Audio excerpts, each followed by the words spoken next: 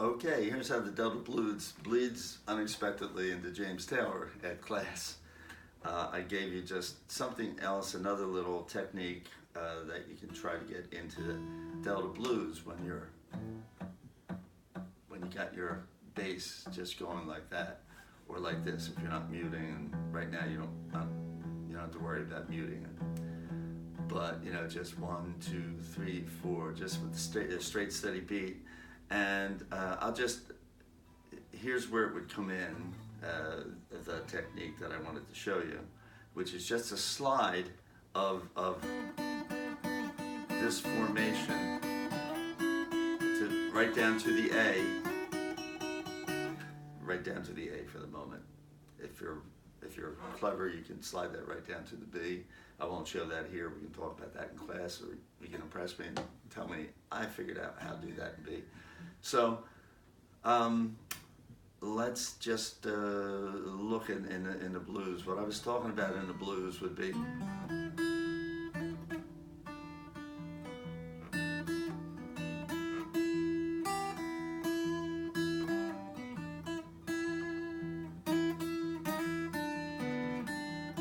now go to the A.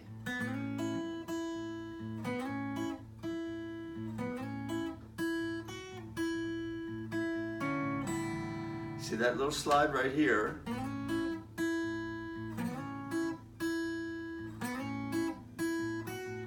And then back to the E. What am I doing there? You just take this same position that we started off with, and what I'm trying to do here is just it gets very monotonous if you're just going to hear individual notes all the time, even when you're playing leads on electric guitar. So it's really nice to learn these intervals, which are mostly in thirds right here so far, but you can use fourths and sixths, but we'll get to them. And right here, just consider this third. I'm going from this E, anything that I'm playing. Anything I'm playing there in the Delta blues that way on the E with the bass. When I come to the change of chord, right here,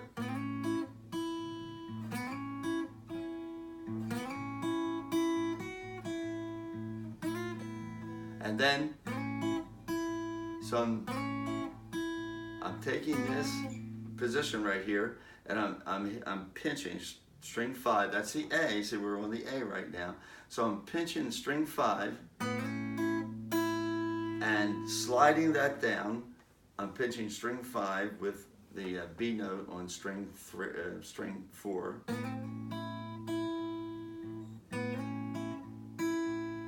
And then I'm doing it like 1 and 2 and 3. It actually starts on the second beat or a third, but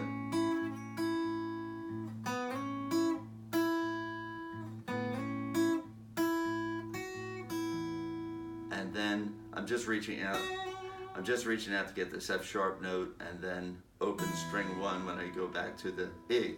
So it comes out something like this.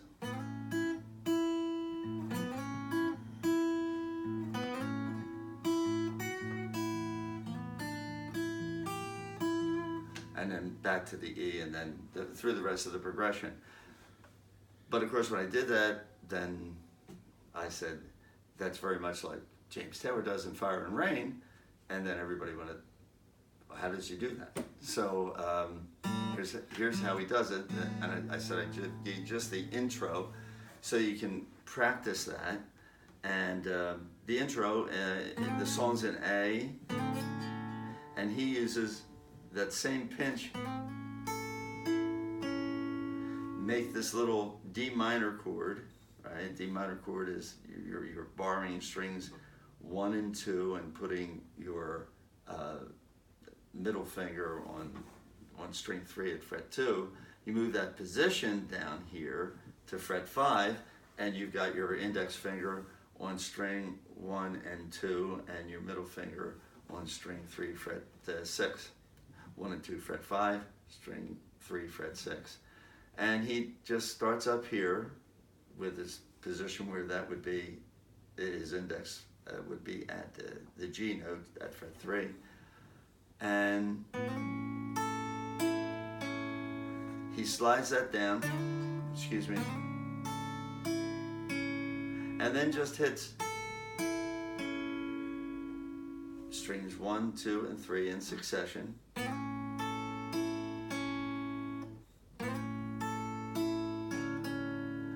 The second one he hits, or excuse me, when he gets up to the string 3, he hits that twice. He goes, excuse me,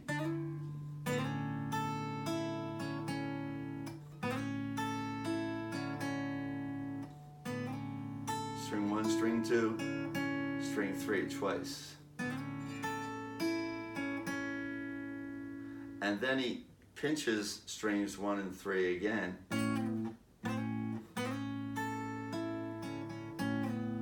And slides that right back down to fret 3 where he started. And then he does the same thing, hits string 1 and 2. And hits string 3 twice again. So he goes,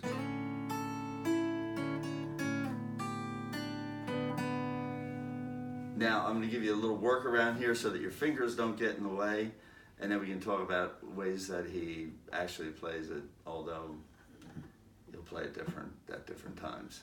So here's your start.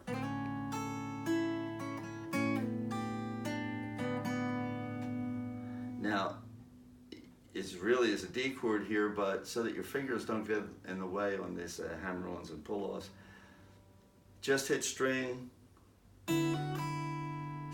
4 open and string 1 open, and then hammer down on with your middle finger, because that would be what you had down on the D chord, and will get you using the entire D chord after a while. But you come down. See, I'm hitting string 4 and string 1 open, and then hammering down on string 1 fret 2 and pulling it off.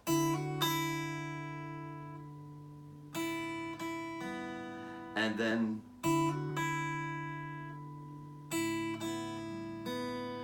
I'm hitting string. I'm making this not exactly how he plays it, but it'll sound nice.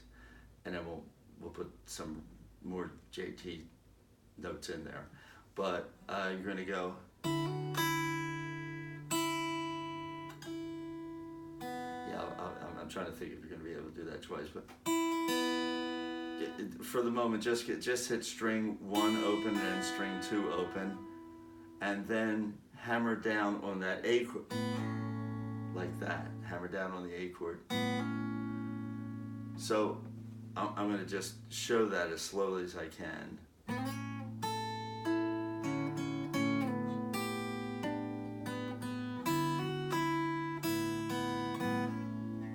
So I just come down. Now, how do I make the A chord also? I've got the A chord. You do want to learn this.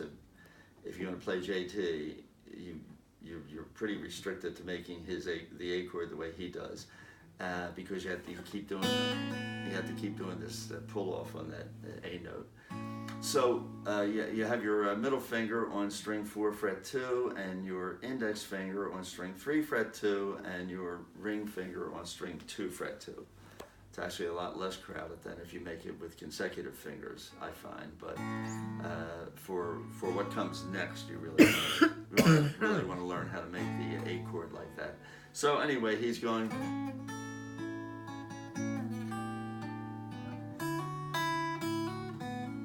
Well, I just gave it to you a different way, but that's with two. That's with because I'm trying to restrict from the way he actually does do it, but. These are kind of like JT sounds that sound pretty good. Not exactly what he's doing, but you know. So I'm going.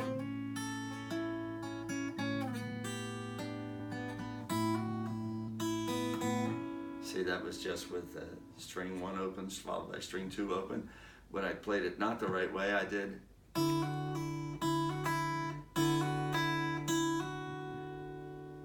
I want you to hear what I just did and figure it out. I hit string 4. And and as I showed you, and then I hammered down on it, and then hit the A bass with the hammer down on the string 2, fret 2. So it comes out.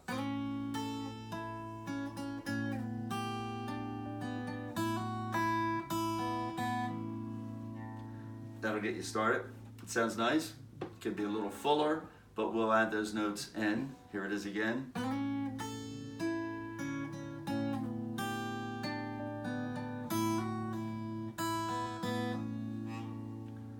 And you end up on this A note, and then the chords that come are going to be A, E minor, G with the G down here at string 2, fret 3, and then that goes to a G major 7th, and then repeats. So we'll get to that. There's a lot to work on. You can work on the long run there for hours and hours until you clear out the entire room, the entire apartment house, the entire house, whatever. But enjoy. The rest of your family might not, but you can enjoy it. Okay, see you on Tuesday.